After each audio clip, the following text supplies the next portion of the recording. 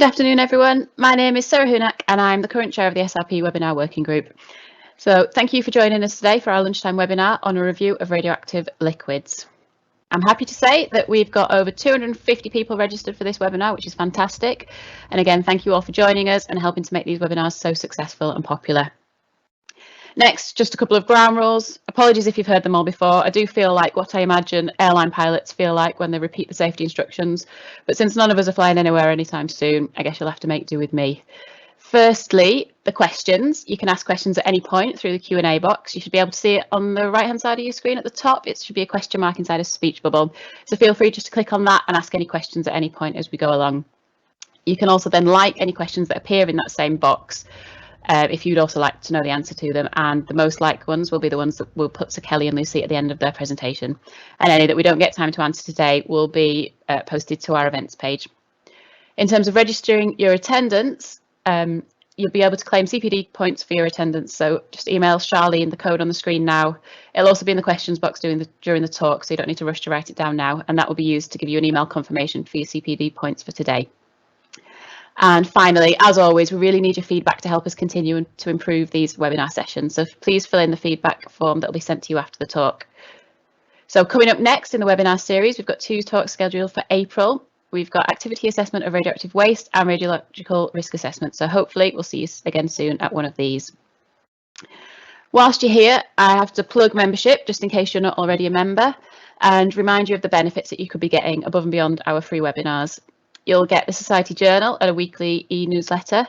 You'll get discounts for attendance to any of our conferences or full-day virtual events. And not only that, being a member is just a brilliant way of keeping up to date with the RP community, getting access to job vacancies and becoming involved with committees within the Society. Finally, we offer professional status. And we offer these 3 grades of professional membership at the moment. So if you check out our YouTube channel, you'll be able to find out more about what they are and how to apply for them. And we do plan to run a future webinar on this topic. So without further ado, I'd like to introduce our speakers for today. We have Kelly Jones, who'll be presenting this webinar. She has 30 years experience in radiation protection, mainly related to assessments of discharges and disposal of radioactive waste. She works in the Radiation Assessment Department at Public Health England. And also, alongside her will be Lucy Birchall, who is a nuclear graduate sponsored by Sellafield Limited. She's currently in her 2nd year of the scheme and on secondment to the Nuclear Decommissioning and Radioactive Substances team at BEIS. Thank you to both of you for being here today, and over to you, Kelly. Thank you very much. So my name's Kelly Jones and I work for the Centre for Radiation, Chemicals and Environmental Hazards within Public Health England. We seem to be going through name changes every 5 years, and unfortunately this year is no exception. So just for information, oh sorry, I've gone on one. We'll be keeping the name PHE until October, and then it will change. But going back to my talk this lunchtime, I'm going to be talking about a review that we did of the UK's regulatory framework for radioactive liquids. Before I get into the detail, I just want to give some background to the work. As part of the update of the legislation to the proposed Euratom 2013 directives, the BEIS and the devolved administrations held a consultation on the regulation of public exposures. Although changes to regulatory regime for liquid waste weren't required, industry had suggested that there were some suggested better regulation changes that could be made, particularly related to low activity radionuclides. So the consultation had two specific questions related to liquids. Does the definition of relevant liquids need to be refined? And I'll come on to that later as to what relevant liquids mean. And would it be appropriate to undertake a review of the regulation of liquids?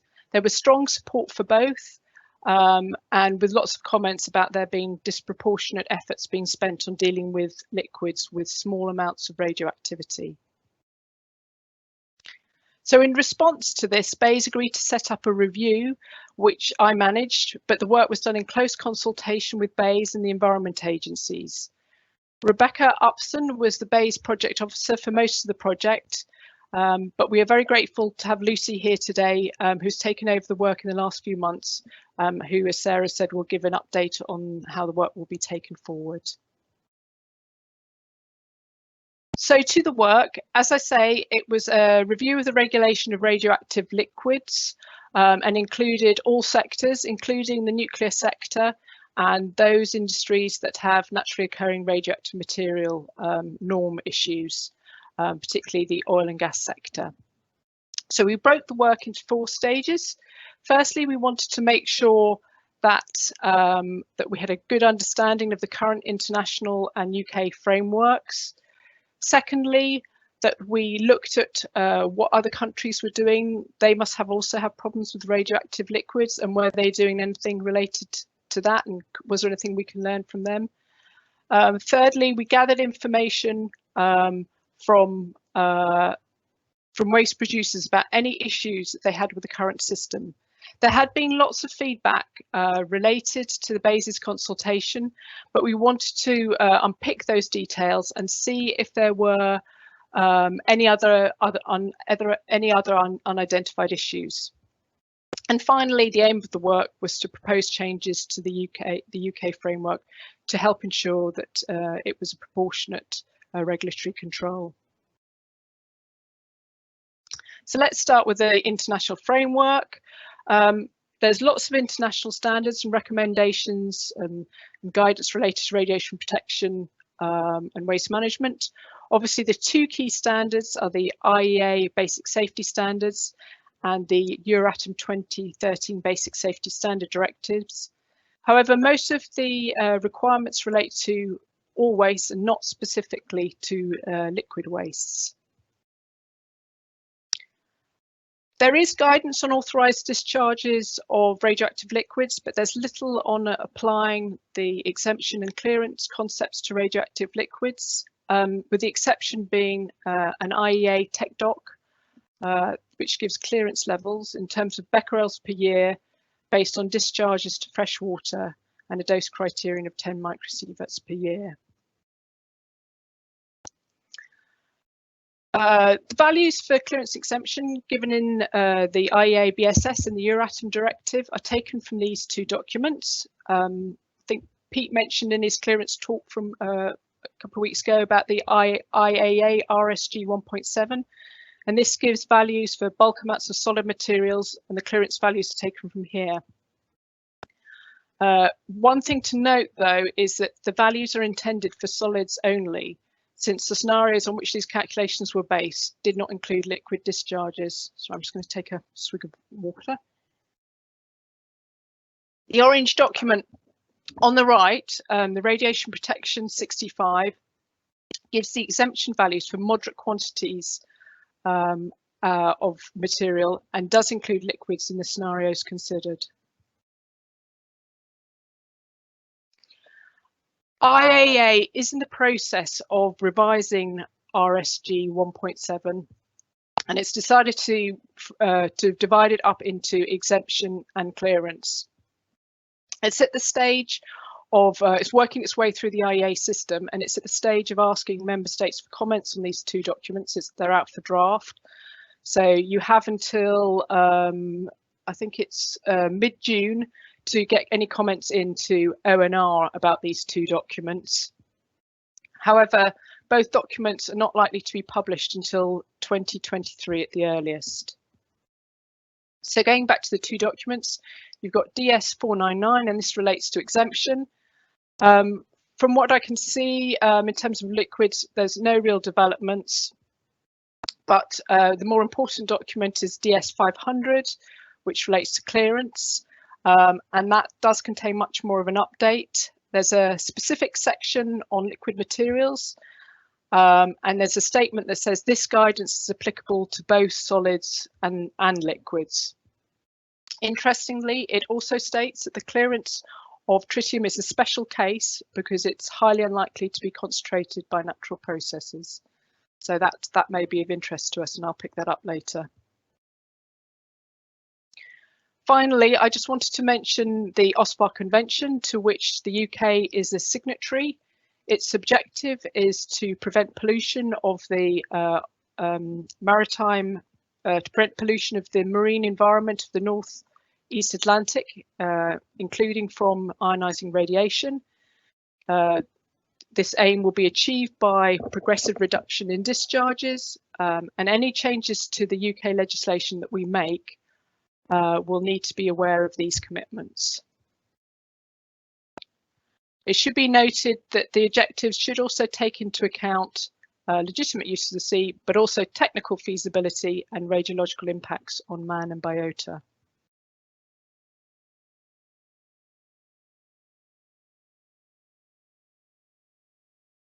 So moving on to the UK,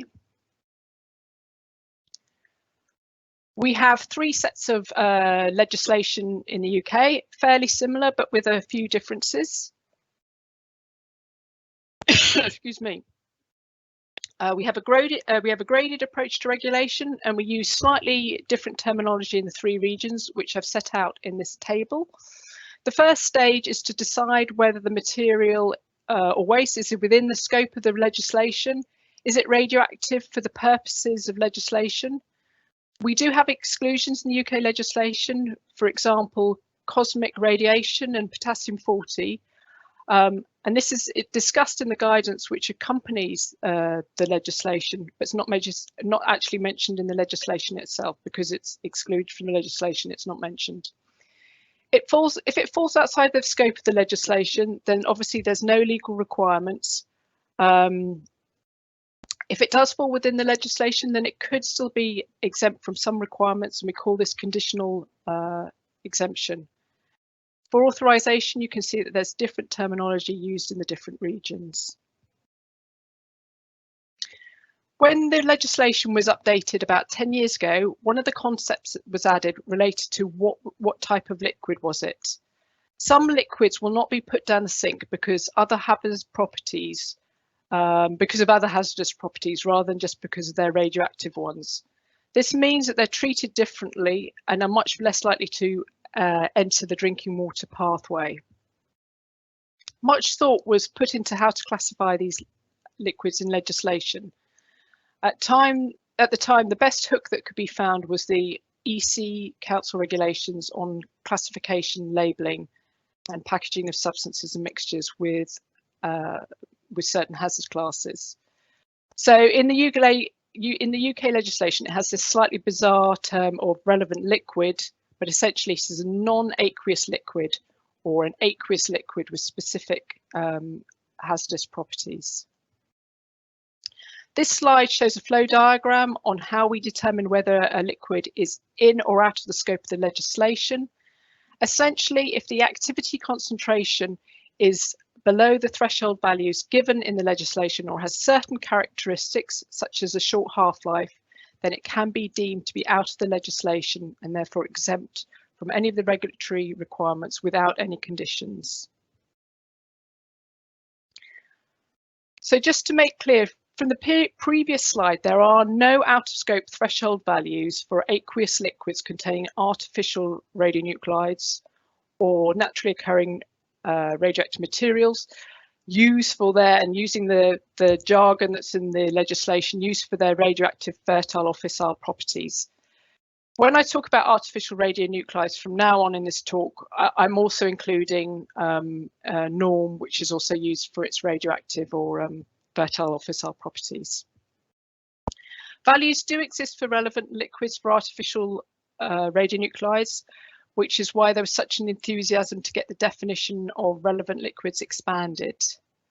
There are values for norm radionuclides for the category any other liquids. By any other liquids, this means aqueous liquids, which were calculated specifically to be included in the UK legislation. You do get 2 bites of the cherry though. So if you don't get to use unconditional exemption, there are conditional exemptions available. And this is where you are exempt from some of the requirements of the regulatory regime, but there are some conditions, for example, record keeping or disposing to sewers with a certain flow rate. However, the point at the bottom to note that currently one of the conditions is that these exemptions do not apply to a permitted site. as the regulators want the waste producers to consider all discharges across the site holistically. Scotland, in its 2013 update of its legislation, embedded most of the exemptions into its general binding rules. These rules cover low risk activities, and by complying with these, you don't need to apply for an authorisation. Finally, if you don't meet any of the exemption criteria, then you just have to face facts and you have to apply for a permit registration authorisation with a name depending on which part of the country you're in. So that's a very brief overview of what we do in the UK, and I've included the obligatory Union Jack flag. What do other countries do? As I said earlier, we also wanted to see how other countries deal with the issue of radioactive liquids. We sent out a questionnaire to a number of key international organisations who kindly circulated to their members, asking 5 questions related to how they deal with low activity liquids, for information on how they deal with permitting discharges, and we were particularly keen to find out if there are any current definitions to help distinguish between different types of liquids.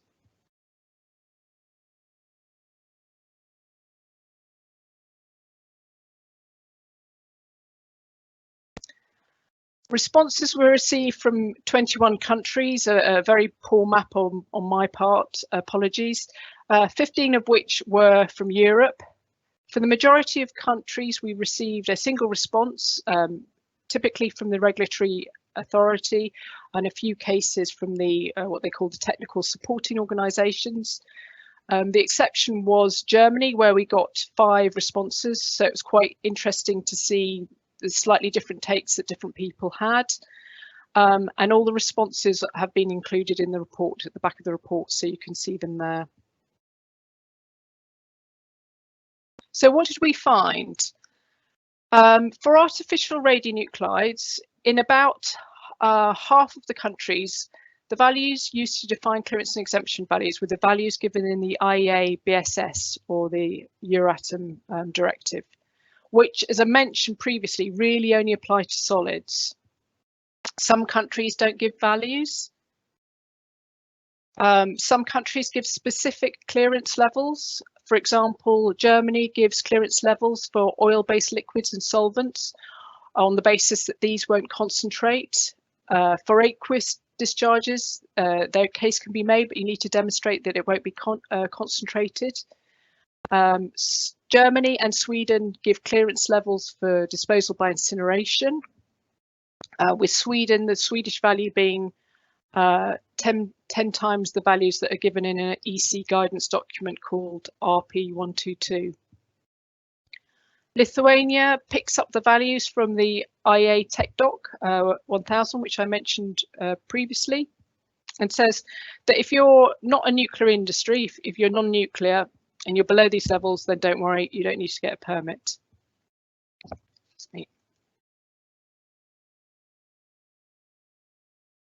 Other examples include IEA, which have taken the IEA Tech Doc methodology and developed it further. And based on a dose constraint of 10 microsieverts a year, they've developed some clearance levels. Hungary has some clearance levels, but for relatively small quantities of liquid. And the Netherlands has clearance levels for a number of radionuclides and for liquids to be incinerated. In terms of findings related to exemption for norm, norm was more of a mixed bag and harder to group. 9 countries had taken values from the IAA BSS, or the Euratom directive. You had ones like Germany, where they said, no, there's no specific regulation for norms liquid, but no liquid can be disposed of to landfill, it must be solidified. Ireland said, we've done a survey and we've shown that the doses are low, so we don't see that there's a need for regulation. Two of the most interesting responses were from the Netherlands and from Norway. I think that's probably unsurprising given that Norway is the largest oil producer in Europe and the Netherlands is the largest gas producer in Europe. The Netherlands had what they call screening levels given in terms of becquerels per year, which were exemptions. And Norway gives both activity and activity concentrations below which you're not required to have a permit. As I said, we had hoped to find a cunning definition that we could use to pinch to distinguish between aqueous and non-liquids, but there was no nice, tight legal definition forthcoming. Many of the countries do distinguish between aqueous and non-aqueous liquids, but they didn't really provide any detailed definition of the differences. Germany identified two different types of liquid, those that cannot be concentrated, the oils, organic solvents and coolants and other liquids. But it was a statement rather than a tight legal definition, as I mentioned. We had asked about, are there any requirements when undertaking a measurement to determine if a liquid is classed as radioactive? There are a few countries which require best available techniques to be used, but most countries don't. There were 4 countries which did have standards related to measurement techniques, but it's a relatively few number.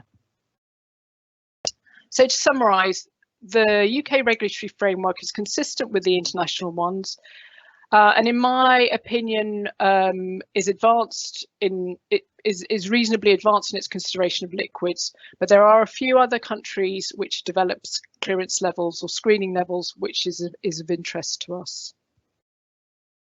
Okay, so that sets the scene, but what do the waste producers think?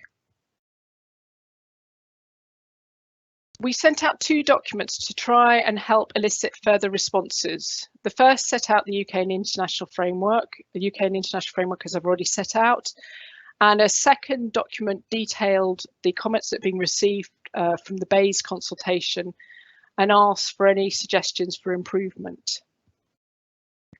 So who did we ask? We asked lots of different groups. We asked the good members of SRP.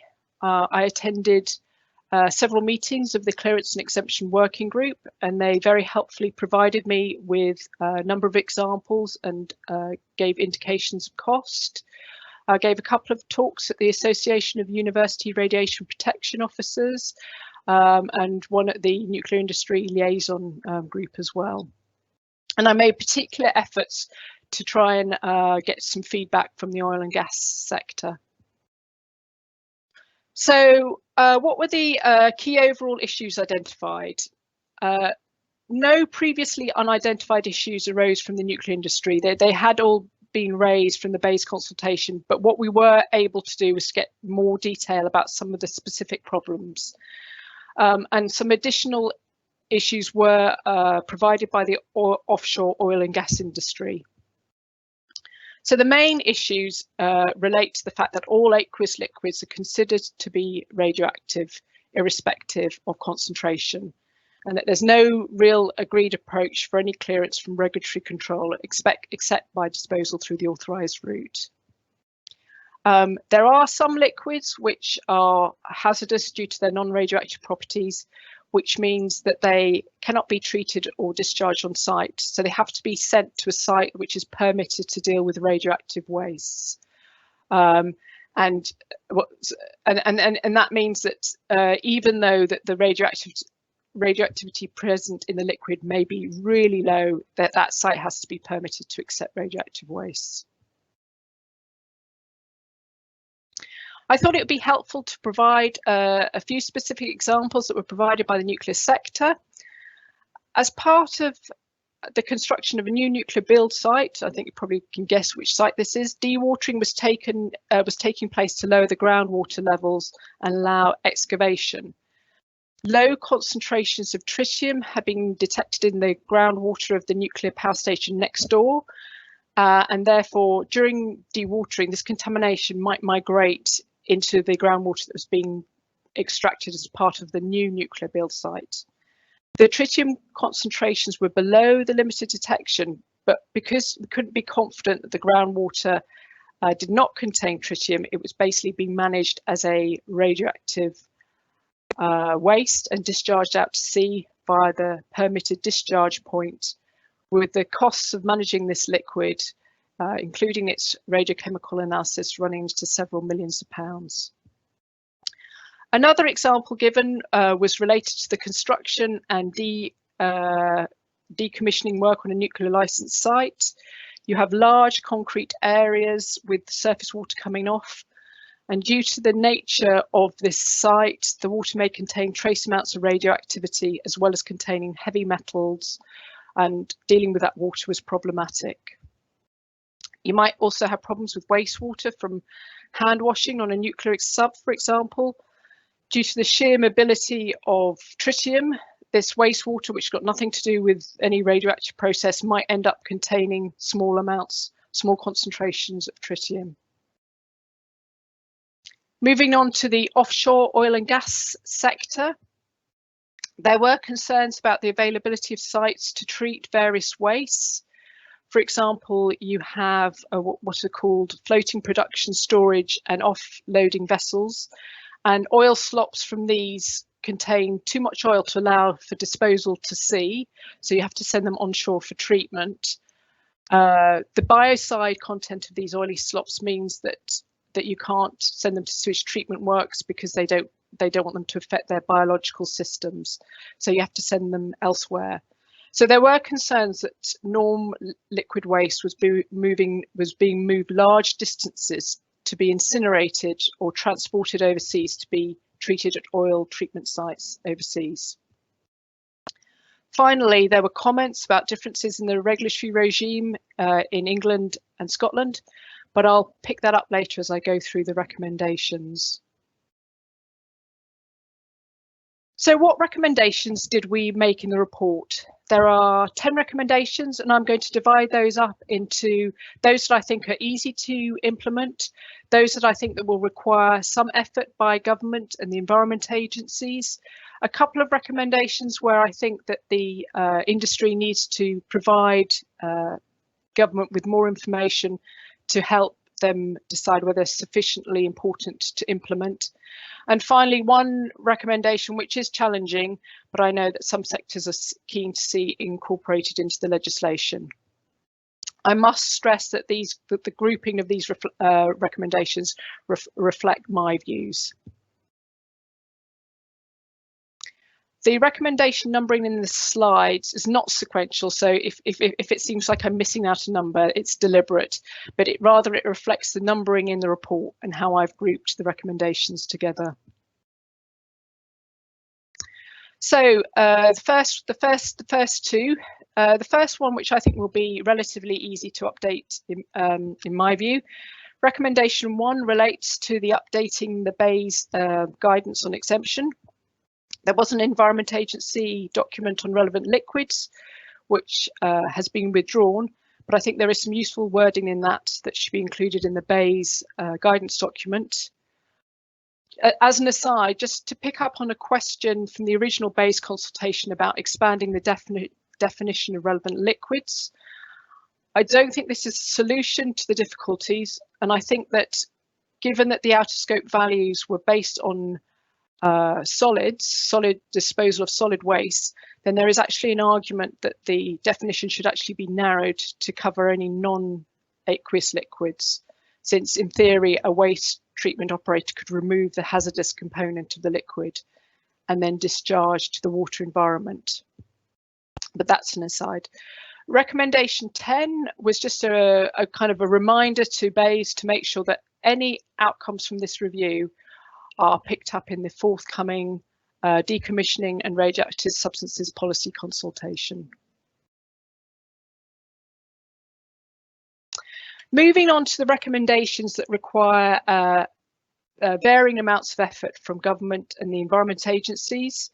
The first recommendation is a suggestion for a tidying up exercise, and it's basically saying that should consider simplifying and consolidating the current exemption values given for aqueous liquids to a single set of values based on activity per year. We currently have 3 exemptions, and simplifying them, I believe, would be welcomed and help both regulators and industry. However, some effort would be required to decide on this simplification and make changes to the legislation. Recommendation 4. So hopefully recommendation 4 should be able to sort out many issues for the nuclear sites. This recommendation states that the Environment Agencies should consider putting in place a simple mechanism by which permitted facilities may be able to use the exemption provisions. It should be a relatively easy recommendation to implement, as it will just require changes to the wording of permits rather than legislative changes. And it would be interesting to get feedback from our Scottish colleagues as to whether inclusions of the exemptions into the general binding rules has made their lives easier, and hopefully this will provide reassurance to the other regulators. Recommendation 5, I won't dwell on this as it's not a very exciting or sexy recommendation, but rather a checking of current legislation regarding whether exempt radioactive liquid waste can be transferred to an exempt person. BEIS have actually already checked on this with their legal team, and it isn't currently allowed, so a minor tweak to the legislation will be required. So temporarily moving away from the nuclear sector and onto the offshore oil and gas sector, the recommendation relates to the Environment Agency streamlining its permitting process for discharges for the offshore oil and gas sector. SEPA has simplified its process since this work was published by removing the need to submit a radiological assessment, and they issue authorisations that contain standard conditions. And this has reduced the time to get a permit from 4 months to 4 weeks. The Environment Agency could also produce a standard rules permit, and this would provide more consistency between the regulators. And in my opinion, it shouldn't be too difficult to develop and implement, and it should save the EA time overall. Recommendation 8 relates to reporting. Currently, offshore oil and gas operators have to report discharges both to BEIS's offshore petroleum regulator for environment and decommissioning system and also to the Environment Agencies. In addition, there are differences in the reporting requirements between England and Scotland, and this causes extra effort for the operators, and it makes sense to streamline this process. So that covers the recommendations that require some effort from government or the Environment Agencies, but that there is, I believe that there is support to develop them further. Now on to a couple of recommendations that I did include in the report, but I think we'll need more information from the industry before they could be taken forward. And both of these relate to the oil and gas sector. Recommendation 7, this relates to an argument for developing exemption values for norm discharges to coastal waters from onshore oil and gas facilities. The current exemption levels are based on discharges to freshwater, and values could be developed specifically for discharges to sea as exist elsewhere. However, the onshore facilities didn't submit any comments as part of this work, so it could be that this maybe isn't really an issue and could be seen as an unnecessary lowering of standards. So I think there is still an argument to be made about that if it's required. Moving on to recommendation 9, as I mentioned, there were comments from the sector that there is a lack of onshore facilities that accept norm waste, either as oil slops or as water used for jet washing, scale off decommissioned oil and gas installations. And there was talk of norm liquid waste being transported large distances from Scotland to incinerators in the UK or being shipped overseas. However, this was anecdotal information with no hard data being provided, so it was hard to get a handle on the scale of the problem, and also to determine whether it is still an issue, because I know that additional facilities have become available relatively recently. So to get to the final recommendation, recommendation 2, but last but by no means least, this is the recommendation that relates to developing outer scope values for aqueous liquids. This recommendation makes it clear that the value should be based on the full range of possible scenarios, and we do need to bear in mind the UK's OSPAR commitments. One of the suggestions from the operators that I just want to mention here is that they propose developing some site-specific outer scope values. We did have discussions about this, but there was strong feedback from the regulators about the effort required to both develop and assess the validity of these values. The regulators would also need to ensure consistency of approach across different sites, and additionally felt that there'd be significant effort involved in setting up a legal framework to keep a register of exempted pathways or discharges. So given these caveats, the option of developing site-specific values was not considered further. But anyway, back to this recommendation. This isn't a straightforward decision for either government or the environmental regulators. And being frank, I don't think that they are entirely persuaded by the case for this recommendation. So I presented some of the factors that can be seen as a pro or a con towards the case. In terms of positives, developing outer scopes or outer scope values would be a more proportionate approach to waste containing low activity concentrations, resulting in savings. It would allow for more treatment options, as treatment plants which aren't permitted to take radioactive discharges would be able to accept this type of waste. For some permitted sites, the argument was made that it would be preferable for them if the low activity liquids could be defined as non-radioactives for presentational reasons. But I'm not sure that argument had much sway with the regulators. And in terms of negatives, there's concerns that radionuclides could be more concentrated or having been released into the environment. And this is for liquids more easily the case than for solids. Regulatory concerns about higher levels being released into the environment and public perceptions of lowering of standards, and how would this fit in with our OSPAR commitments? Although there are some arguments which could be made around that if you could argue that best available techniques were being used. What might be more palatable to the regulators is the development of outer scope values for specific radionuclides and disposal routes, for example, tritium to C, where you can be more confident that concentrations are unlikely, concentrating of the radionuclides is unlikely to occur. And this could tie in with potential IEA advice. So hopefully that has given you a good summary of the work and the recommendations. All of the detail is given in the report, which can be found using the link. And I'm now going to hand you over to Lucy to give a brief update on the next steps. So thank you for your time. My name is Lucy Birchall, and I'm here on behalf of the Nuclear Decommissioning and Radioactive Substances team at BEIS, which is the Department of Business, Energy and Industrial Strategy. And as Kelly said, I'm going to be giving just a quick update on BEIS's plans moving forward now that the PHE report has been published about what our next steps are going to be.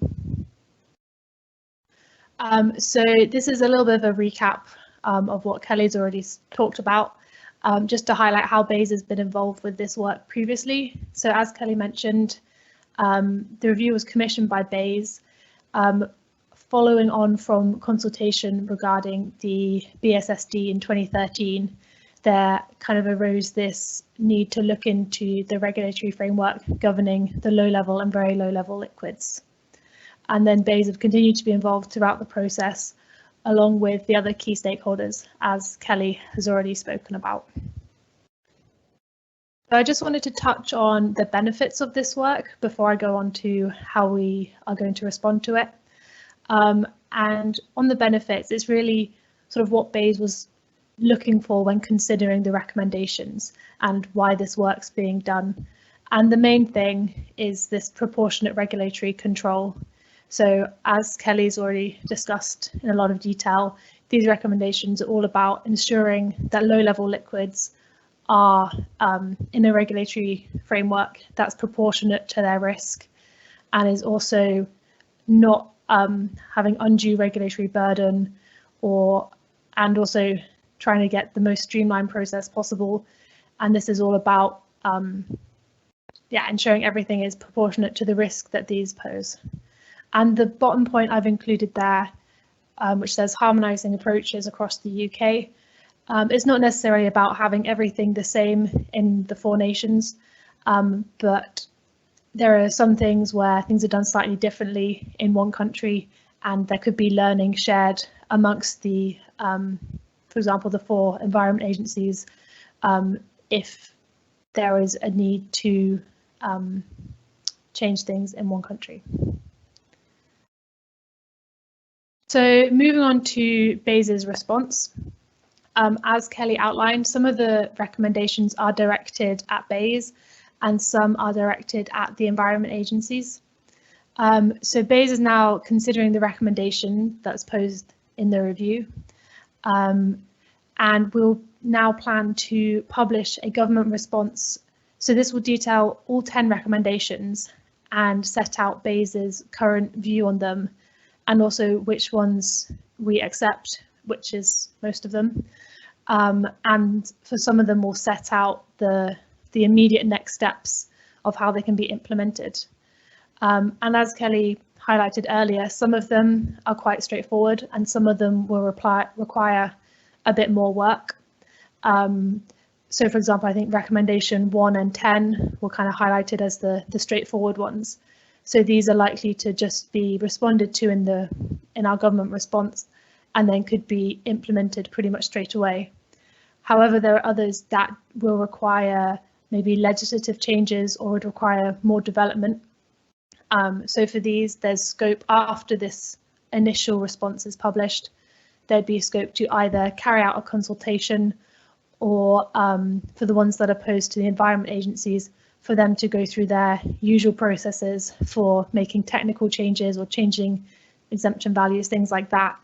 And then they'd have the freedom to do that because BEIS aren't the experts. As you'll see, there's a lot of technical detail that Kelly has just presented, so it's much better that the people who are the experts in that are the ones consulting and implementing those recommendations. And also, if you might have been around this work a while, if you'd heard initially we were planning to carry out a full consultation on every recommendation. However, we recently decided that this approach of just publishing a response and then only consulting on the ones that need it was far more proportionate with the recommendations that have been posed. And also, as Kelly highlighted, a lot of the people that we would be consulting have already been very heavily involved in the workshops when these recommendations were drafted. So people have already had chances to contribute to these. But of course, the ones that do require it will be able to be consulted on if necessary. Then just to move on to some indicative timeframes. So at the moment, we're in March and we're currently drafting the response document. So over the winter, we've been discussing with the key stakeholders, mainly with the environment agencies and the policy officials from the devolved administrations. And we're currently working up a draft response, which, as I said, sets out our view and which ones we intend to move forward with. And hopefully in the next month or so, this will be approved within the wider team at BEIS, and then we'll be able to share this externally with stakeholders. And this will initially be the environment agencies, people like that who we've engaged with before. And there may also be scope to share it more widely with different stakeholders, potentially industry, but that'll be decided at the time what the most appropriate course of action there is. We're aiming to publish in June, so you'll see there's a bit of a gap between April and June, and that's due to there being elections in Scotland and Wales in May, and during this time government can't publish anything new. So we'll be waiting till after that, but hopefully it should give a couple of months there to respond to any comments that we get when we share it with stakeholders, and really be ready to publish it as soon as possible. And then over the summer, those that are able to be implemented straight away will sort of be able to set that in motion, or those that do require more work or more consultation, that can then begin then. That's the end of my presentation. I'll turn off my slides and then I think there's a Q&A, but thank you for listening.